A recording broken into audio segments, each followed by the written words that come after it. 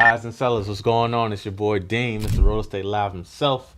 Welcome to another reaction. If you could, hit that like button, hit that subscribe button, hit the bell so you get notified when I drop new videos. Today, we are reacting to Priced Out, More Americans Renting Rather Than Buying by NBC News.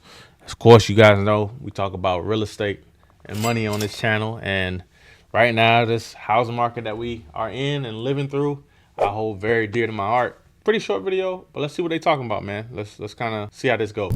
America's suburbs undergoing a transformation. We're priced out of the market right now, and we're not the only ones. The dream of owning the house with the white picket fence increasingly giving way to white picket renters. Damn.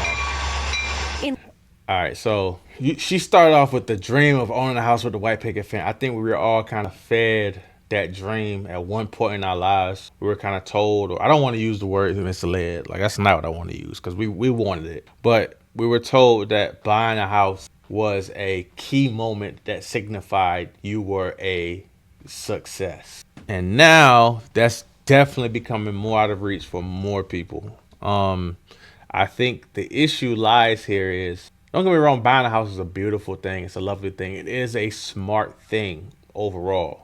But we got to stop putting so much weight on success owning a home. Like, you can be very successful and not own a home. If you haven't heard it before, I'll be the first person to tell you.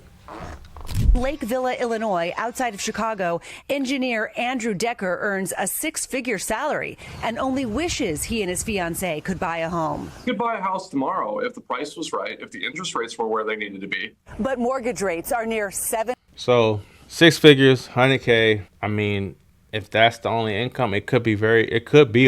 It really could be hard. It depends on where he's at, but it could be hard. And also a mix of that's probably is going to be what he wants, you know? I mean, as a level-headed human being, if you work that hard to save this money, to get the good credit, to buy the home that you want it to be what you want. Now, what you want may be more expensive than what you want it to be. And that could very well be the problem here.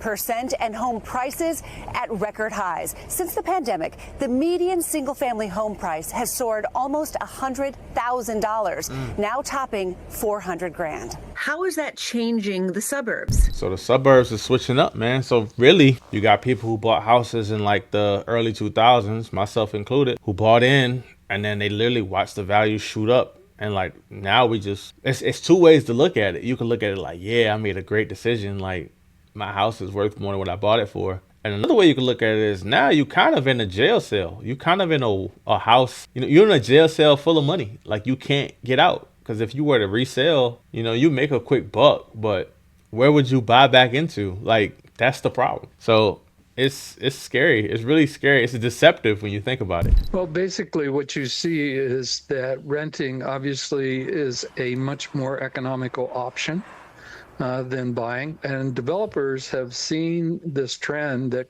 started in 2021 with COVID, and they've really built a surge of apartments. According to new analysis of census data, renting in the burbs is surging so much, 203 suburbs across the country are now majority home renter rather than homeowner. In 15 suburbs, the number of renter households more than doubled between 2018 and 2020. So I think a better way to look at this, and I would love to know this information, if all these households are becoming more renter households, where are these owners going? Because these owners still own the house. Where do they go? I want to see the data on that. I think that's a real good way to kind of determine how we can kind of curb this and control this. I don't see any end in sight. I really don't. And I foresee it getting worse and worse over the next 5 years. I do Renters too. like Andrew Decker left wondering how they'll ever be able to buy their piece of the American dream.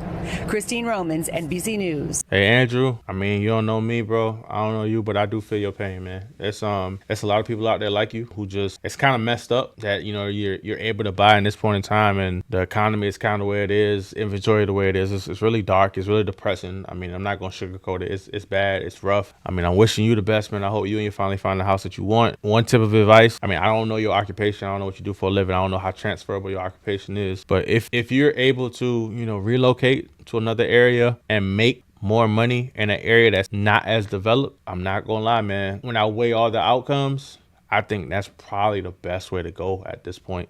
Not saying that you like if you make more, you should spend more. You should spend exactly what you planned on spending, but at least you'll have enough leisure money to be able to at least buy your way into a lifestyle that you want to and still have a home. So that's my 2 cents. Other than that, y'all take it easy. I'm gone. See y'all on the next one.